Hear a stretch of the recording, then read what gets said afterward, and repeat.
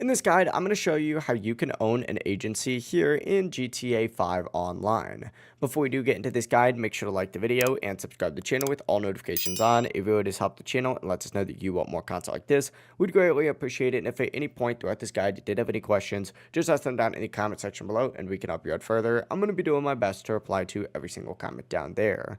Now, before you can actually buy an agency, you are going to need at least $2 million in your account, and you are going to need to be registered as a CEO, VIP, or motorcycle club president. If you don't have any of these roles, you will not be able to purchase the agency. But essentially, what you're going to want to do is open up your in-game phone, go to the in-game internet, and then, of course, go ahead and select money and services.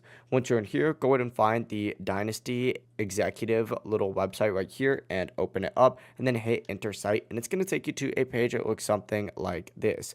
Go ahead and select any of these options. For example, we could do this one right here, which is the one that we currently own, but you're going to want to select any of these and then purchase it for however much money it might be, with the most expensive one being, I believe, this one right here, which is 3,100,000. The cheapest agency is going to be about 2 million. I believe it is this one right here. But after selecting one, hit purchase, and then of course you'll be able to customize it to be however you would like. Just keep in mind, adding upgrades will increase the total price, but whenever you're happy with your selection, hit buy all the way down in the very bottom, and after purchasing it, you'll be ready to start running an agency mission and begin your business here in GTA Online. That is it though. That is how you can own an agency here in GTA 5 Online. If you did find this guide helpful, make sure to like the video and subscribe to the channel with all notifications on. It really does help the channel and lets us know that you want more content like this. We'd greatly appreciate it. And if at any point throughout this guide you did have any questions, just ask them down in the comment section below and we can help you out further. Have a great rest of your day though.